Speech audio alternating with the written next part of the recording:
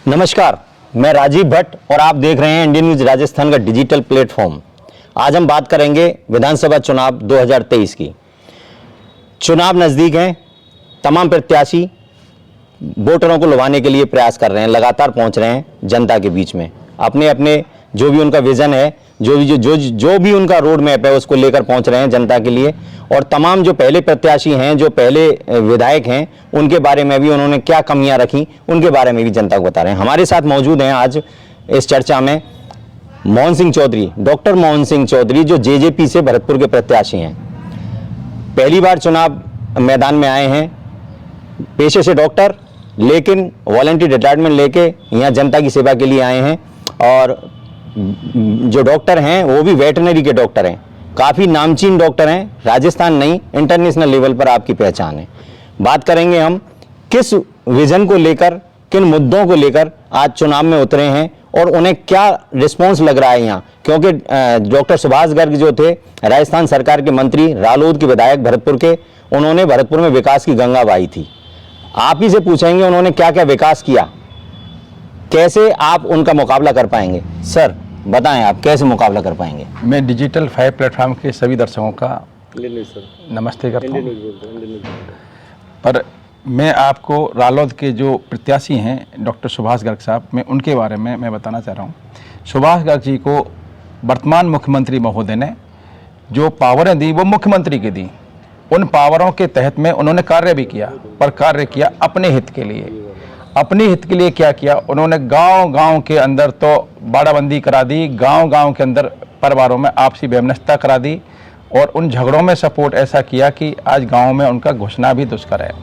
इसके अलावा उन्होंने जो रीट एग्ज़ाम था उसमें 1,60,000 युवाओं का उन्होंने पेपर बेच करके, बिकवा करके अपने सहयोगियों से। रीट का संबंध डॉक्टर सुभाष गर्ग से कैसे, जरा इसको भी स्पष्ट करें आप, अगर कुछ जानकारी रखते हैं तो। साहब, वो उच्च शिक्षा के जो तहत जो उनका है, उन्होंने राजीव गांधी केंद्र के अंदर उन पेपरों को जहाँ रखने का जो लॉकर सिस्टम नहीं था वहाँ रखवाया। जो उनके अधीनस्थ उनके जो एक हैं अपने भरतपुर से, वो उनके साथ थे और वहाँ से पेपरों की बिक्री चालू हुई, जिसमें ईडी उनके पीछे है।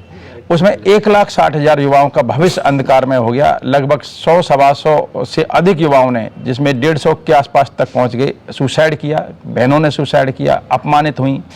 750 से अधिक के उसमें FIR हुई राजस्थान के अंदर। और विभिन्न युवा जीवन भर के लिए अपने किसी राजकीय सेवा के उसको जो विकल्प है उसके सामने एग्जाम के द्वारा फाइट करने का, उसको खो बैठे। तो आपका कहना है कि युवाओं के भविष्य के साथ खिलवाड़ किया डॉक्टर सुभाष गर्ग ने।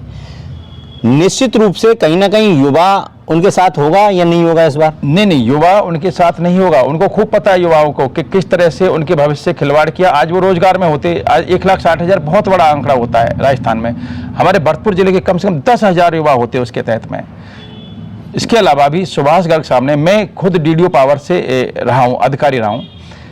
आप सोच ही नहीं सकते कि उन्होंने अपने DDO पावर के पद का बोर्ड में चेयरमैन साथ रहते हुए किस तरह से दुरुपयोग किया। उन्होंने पैसा सीधा खातों में निकलवाया और खातों में निकलवा के अपना हिस्सा लेकर के जल्दी से वहाँ से पद छोड़ करके रवाना हो गए। उनका नाम भी FIR में था। उस FIR के नाम में 2 लोग जेल भी गए, उनके फाइनेंस के जो लोग थे। और ये माननीय मुख्यमंत्री जी की कृपा से आज भी बचे हुए हैं और आज भी उससे बाहर हैं। इसके अलावा भी इन्होंने जो 6 साल तक, हम लोग 3 साल तक बोर्ड की कॉपियों को रिजर्व रखते हैं, उसके बाद में उनका ऑक्शन करते हैं। ये 3 साल की, पिछली और 3 साल की अगली वाली जो कॉपियां जो थी इनके कार्यकाल की, उन सबको ऑक्शन करके आगे, मतलब रद्दी जैसी चीज़, जो बच्चों की छोटी पुस्तकाएं होती हैं, जो एग्जाम में वो कहीं किसी कोर्ट के माध्यम से कभी रिवोल्यूशन कराना चाहे वो नहीं करा सकता, ये कृत्य उन्होंने किए। यहाँ पर भी 30% कमीशन के माध्यम से बहुत सारे निर्माणों में इनमें एक अराजकता का माहौल रहा। मुख्यमंत्री की पावर जो उनको मिली थी उसको उन्होंने उपयोग नहीं किया। दूसरे हमारे प्रत्याशी भारतीय जनता पार्टी के हैं, उन्होंने कभी भी विधानसभा में भरतपुर की आवाज़ नहीं बने, युवाओं की आवाज़ नहीं बने। उसके अलावा भी हमको मतदान युवाओं को साफ सुथरे व्यक्ति, साफ स्वच्छ छवि के व्यक्ति और पढ़े लिखे आदमियों को करना चाहिए। देखिए, भरतपुर में सफाई अभियान के तहत इन्होंने जो एक प्राइवेट संस्था को सफाई का ठेका दिलवाया है डॉक्टर सुभाष गर्ग ने, ऐसा माना जाता है। मैं उसमें 65 वार्डों में इनकी बहुत विकास कार्य कराए हैं और 24 जो पंचायत मुख्यालय हैं वहाँ पे भी उन्होंने काम कराए हैं, ग्राम पंचायत है हमारी। मैं स्वयं भरतपुर के स्थान पर जयपुर नगर निगम में मुख्य स्वास्थ्य अधिकारी रह चुका हूँ। यहाँ पर जो कार्य 8 करोड़ का था वो इन्होंने ऊपर ले जाकर के, बहुत ऊपर ले, चंडीगढ़ की फर्म को दिया। और वर्तमान की स्थिति भरतपुर में, भरतपुर का शहरवासी जानता है कि लगभग 2.5 गुनी कीमत पर दिए गए कार्य की आज हसर भरतपुर शहर में सफाई का क्या है। उसके अलावा भी सुभाष गर्ग जी ने जिस तरह से भ्रष्टाचार के आंकड़ों को छुआ, जिस तरह से भ्रष्टाचार में राजस्थान में इन्होंने सरकार बचाने में भारी धन का उपयोग किया, विधायकों की खरीद फरोख्त में उपयोग किया, वो सब लोग जानते हैं इनकी चीज़ों को। इसके अलावा जो दूसरे हमारे भारतीय जनता के प्रत्याशी जो हैं विजय बंसल जी, उनकी स्थितियों को हमारा युवा बुजुर्ग सब जानते हैं। विजय बंसल जी का नाम मात्र प्लेटफॉर्म पर डालिए, आप नेट पर डालिए, आप विजय बंसल जी किस रूप में हमारे सबके सामने आते हैं। नैतिक चरित्र पतन जो उन्होंने साबित किया, ऐसे जनप्रतिनिधियों को हम लोग विधानसभा में भेजते हैं, ये हमारी जनता का वास्तविक रूप से न्याय नहीं है। तीसरे प्रत्याशी के बारे में आपका क्या विचार है? तीसरे प्रत्याशी के बारे में बताता हूँ। वर्ष 2015 में देखो, बीएसपी के प्रत्याशी की एक खासियत है कि वो 1 घंटा भी बीएसपी में रुकने वाला नहीं है। उन मतदाताओं के विश्वास को वो उसी क्षण तोड़ देता है जब वो टिकट लेके आता है। वो ऐसा समझते हैं कि हमने टिकट को पर्टिकुलर एक कीमत दे के लेके आए हैं तो हमारा हक नहीं है पार्टी का, हम पर रुकें। और पिछले 15 साल से राजस्थान में ये हो रहा है कि पार्टियां इन प्रत्याशियों को हाथ के हाथ खरीद लेती हैं और खरीद करके ये बिक करके चले भी जाते हैं। 2015 के चुनाव में स्वयं जो बीएसपी के प्रत्याशी हैं वो जिला अध्यक्ष जैसे पद पर बैठे हुए थे, उनकी पत्नी कांग्रेस के टिकट से जीत के आई, अन्य 4 साथी भी जो उनके पास थे वो भी जीत गए। उन्होंने अपने एक अलग तरीके से जो बिक्री का खेल खेला और वोटिंग बीजेपी के प्रत्याशी को कर चुके हैं, वो उनकी पत्नी भी कर चुकी हैं। तो आप गिरीश चौधरी पे आरोप लगा रहे हैं कि उन्होंने टिकट को बेच दिया? नहीं, टिकट बेचा नहीं, टिकट जो जीत के आए ना, तो अच्छा, किसी के पक्ष में, किसी के पक्ष में आप खुद चले गए। आप सोचिए, जिला अध्यक्ष जैसे पद पर बैठ करके आदमी किस तरह से ये कर सकता है कि उसकी पत्नी बीजेपी को वोट करे। और यही कारण रहा उनका कि कांग्रेस ने उनको नकार दिया, कांग्रेस ने उनको टिकट नहीं दिया और इस कारण से वो लास्ट में बीएसपी की शरण में गए। और बीएसपी का मतदाता जानता है कि वो जिस प्रत्याशी को वोट करते हैं वो प्रत्याशी 1 घंटा भी उनके साथ। सबसे विकराल समस्या जो भरतपुर में देखी जा रही है वो विकास तो बाद में है, सबसे पहले पेट का सवाल है। युवा बेरोजगार है, क्राइम बढ़ रहा है, क्योंकि रोजगार नहीं है तो युवाओं का दिमाग फिर कहीं ना कहीं अलग जाता है। बिल्कुल अलग जाता है। तो आपका क्या विजन है, क्या रोड मैप है? नहीं, मेरा रोड मैप ये है कि निश्चित ही एग्रीकल्चर और एनिमल हस्बेंड्री दोनों सेक्टर बहुत सबल सेक्टर है। भारत ने इसमें दोनों में ही भारी उन्नति की है। इन सबल सेक्टरों को वैल्यू एडिशन के आधार पर यदि हम आगे बढ़ाएंगे तो हमारी वैल्यू एडिशन का मतलब है कि हम सीधा भैंस से दूध निकाल के मार्केट में बेच देते हैं, वो प्रक्रिया ठीक नहीं है। दूध को कन्वर्ट्स वैल्यू एडिशन के साथ करिए, चाहे उसे पनीर में करिए, खोआ में करिए, चाहे दूसरे प्रोडक्टों में करिए। ऐसे ही दूसरे एनिमल इंडस्ट्रीज का है कि आप वैल्यू एडिशन के साथ साथ एग्रीकल्चर को आप मिला दो, निश्चित युवाओं को एक अच्छा रोजगार इन दोनों सेक्टरों में मिलेगा। फिर जो दूसरे जो इकोलॉजिकल जोन्स हैं हमारे, उनको हम सहारा लें। आपके यहाँ आईटी की बहुत डेवलपमेंट हो सकता है। आईटी के बच्चे हमारे यहाँ बहुत होशियार हैं और उन बच्चों को पर आईटी का प्लेटफॉर्म देने की आवश्यकता है। जैसे कि बेंगलोर में आज हमारा राजस्थान से युवा, भरतपुर से युवा बेंगलोर में क्यों जाता है? अगर आप यहीं दिल्ली के पास में हब बनाते हैं और आईटी का आदमी बैठ करके, मतलब मैं एक कंपनी, हम छोटी सी कंपनी रन करते हैं, उस कंपनी का काम इंग्लैंड में बैठा हुआ व्यक्ति वहाँ से बैठ के क्या करता है, यूके में बैठा हुआ आदमी वहाँ का बैठ करके हमारे काम को करता है। तो ऐसे ही यहाँ के युवा यहाँ पर अगर ये जो इंडस्ट्री है, जो आईटी की इंडस्ट्री है, अगर ये बहुत अच्छे से यहाँ भरतपुर डेवलप कर दी जाए तो हमारे युवाओं को यहाँ रोजगार मिलेगा और वो आपराधिक प्रवृत्ति में जो थोड़े से अग्रसर हो रहे हैं उस साइड से वो रुक भी पाएंगे। यहाँ ये भरतपुर की जो लोकेटेड है ये है गोल्डन ट्रायंगल पर, तो निश्चित रूप से यहाँ टूरिस्टों का ट्रैफिक भी बहुत रहता है। टूरिस्ट ट्रैफिक को अगर अपन एंटर करा दें भरतपुर में, जो अभी केवल केवलादेव घना नेशनल पार्क तक ही आते हैं वो टूरिस्ट, अगर यहाँ टूरिस्ट सर्किट बना दिया जाता है, भरतपुर में तमाम जगह हैं देखने दिखाने लायक भरतपुर जिले में, अगर इनको टोटली डेवलप कर दिया जाए तो हो सकता है ये संभावनाएं और ज़्यादा हो जाएं कि युवाओं को रोजगार यहाँ भी मिल जाता है। आपने बहुत अच्छा बिंदु उठाया है। निश्चित ही अभी जो टूरिस्ट हमारा यहाँ 24 घंटे का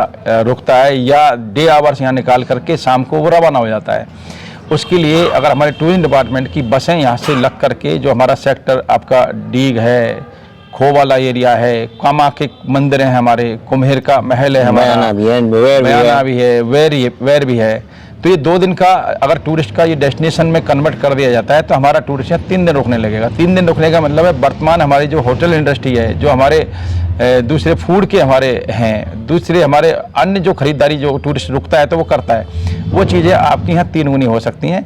और टूरिज्म डिपार्टमेंट को उसका बसों के संचालन में उसकी अर्निंग भी होगी। अवैध धंधा जो कहते हैं, जो अवैध माइनिंग कहते हैं उसको, वो माइनिंग होती है। उसके अलावा यहाँ पनीर, खोआ जो आपने बताया था, एनिमल से संबंधित जो भी बिजनेस बताया था, उसमें ये तमाम यहाँ फैक्ट्रीज लगी हुई हैं, डेली पकड़ी जा रही हैं मेवात एरिया में। इन पे कैसे अंकुश लग पाएगा अगर इसी हब को यहाँ डेवलप किया जाए? नहीं, इसी हब को जब डेवलप करेंगे, जब अच्छे लोग पैरेलल आने लगेंगे तो ब्रांड की चीज़ हमेशा ही बढ़ती है। मैं आपको एक छोटी सी इंडस्ट्री अपने यहाँ सरसों के तेल की इंडस्ट्री है भरतपुर के अंदर, वो सरसों के तेल की इंडस्ट्री का वर्ल्ड लेवल पे ब्रांड है।